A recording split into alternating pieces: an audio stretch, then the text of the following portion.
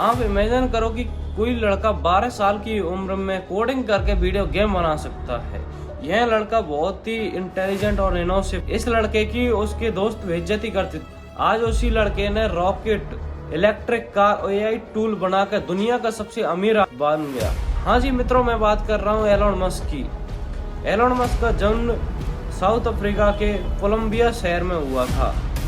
उनको बचपन में एक प्रॉब्लम थी। जब वे किसी चीज को सोचने लग जाते तो उसमें इतनी गहराई से सोचते कि उनकी बाहर की नॉइज सुनाई नहीं देती थी। इसी वजह से डॉक्टर और उनके पेरेंट्स को लगा कि इनको कान की सुनाई की प्रॉब्लम है, इसलिए उनके कान का ऑपरेशन किया गया। लेकिन एक्चुअली में उनके दिमाग में साइंस के लैब थी। उनको 10-10 घंटे पढ़ने की आदत थी। वे अपने साथी मित्रों से लॉजिकली फैक्टली बात करते थे, इसी कारणवश उनके फ्रेंड नहीं बनते। उसी समय एलोन मस्क के पेरेंट्स का डिवोर्स हो गया, लेकिन एलोन मस्क ने अपने पिताजी के साथ में रहने का निश्चय किया। एलोन मस्क ने 12 साल की उम्र में वीडियो गेम बनाकर इतिहास रच दिया। यह गेम इतना सफल रहा कि वह $500 में बिक गया। उनकी माँ एक कैनेडियन नागरिकता की थी। कनाडा में एक ऐसा कानून था कि कोई भी पेरेंट्स अपने बच्चे को वहाँ की नागरिकता प्रोवाइड कर सकता है। इसी वजह से उन्होंने क्यून यूनिवर्सिटी से पढ़ाई स्टार्ट की। 2 साल के अंदर उन्होंने यूएसए की यूनिवर्सिटी पेंसिल्वेनिया में ट्रांसफर ले लिया। 1995 में कॉलेज की पढ़ाई खत्म करने के बाद उन्होंने और उनके भाई ने एक वेबसाइट बनाने का निश्चित किया। इस वेबसाइट के अंदर शॉपिंग मॉल, होटल और डॉक्टर जैसे होंगे, जिससे कि उनसे आसानी तक पहुंचा जा सके। इसका नाम उन्होंने जिप्टू रखा। यह बहुत ही जल्दी ग्रो करने लगी। यह पहले $3 और फिर $50 मिलियन की फाउंडिंग आने लगी। कैंपा ने जिप्टू को $307 मिलियन में खरीद लिया। एलोन मस्क 27 साल की उम्र में एक मल्टी बिलियनियर बन गए। एलोन मस्क ने $12 मिलियन इन्वेस्ट करके एक स्टार्टअप स्टार्ट किया जिसका नाम X.com। एलोन मस्क के कॉम्पिटिटर पेपाल जैसी कंपनी से कंट्रोवर्सी हो गई। इसी कारणवश उन दोनों कंपनियों के मार्केटिंग में बहुत खर्चा हुआ। इसके बाद में उनको रियलाइज हुआ कि कंट्रोवर्सी से कुछ नहीं होगा, इसलिए उन्होंने दोनों कंपनियों को मर्ज कर दिया। फिर भी उस कंपनी का नाम था X.com।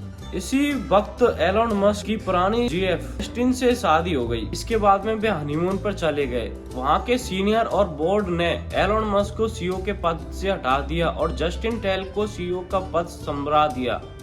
एलोन मस्क ने वापस आकर के अपनी पोजीशन हासिल करने की बहुत कोशिश की, लेकिन कुछ नहीं हुआ। लेकिन फिर भी वे उस कंपनी के सबसे बड़े शेयर होल्डर। पीटर हिल के समय में भी पेपाल ने बहुत अच्छी ग्रो करी।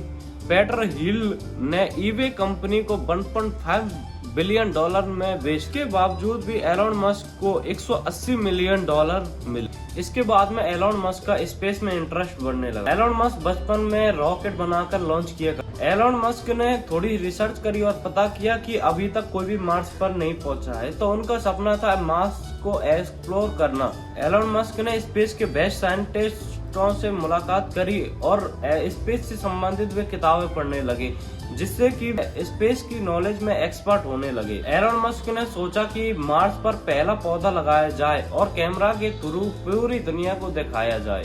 एलोन मस्क ने खुद का रॉकेट बनाने का निश्चित किया, क्योंकि एक्चुअली प्राइस से रॉकेट 2 से 3% में बन जाए, बाकी पैसा तो उनके डिजाइन में लगता है। यहीं से SpaceX की शुरुआत। जून 2002 में 7500 स्क्वायर फीट की जगह खरीद, उस जगह को मॉडर्न फैक्ट्री में कन्वर्ट कर दिया गया। बैंक और नासा जैसी स्पेस कंपनियों से बेस्ट साइंटिस्ट को हायर किया गया। उन्होंने पहले रॉकेट का नाम फील्डन 1 रखा। उसका प्लान 1 साल में एक रॉकेट लॉन्च करने का था, लेकिन पूरी कोशिश करने के बाद 4 साल में एक रॉकेट बन के तैयार हुआ। 2006 में 70 फीट का रॉकेट बनके तैयार हुआ और यह लॉन्च किया गया। लॉन्च करने के 25 सेकंड बाद ही वह एक छोटे से फ्यूल लीकेज की वजह से ब्लास्ट हो गया।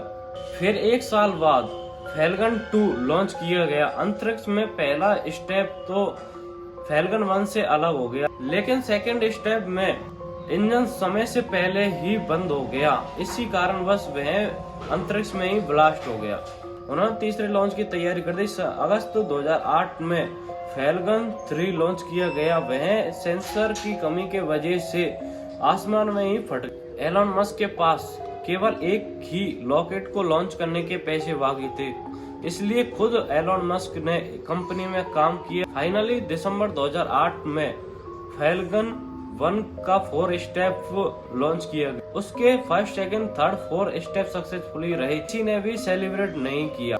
लेकिन कुछ ही समय बाद कंप्यूटर पर कंफर्मेशन आई कि मिशन सक्सेसफुली हो गया, तो सभी ने खुशियां आज स्पेस दुनिया की पावरफुल प्राइवेट स्पेस कंपनी बन गई।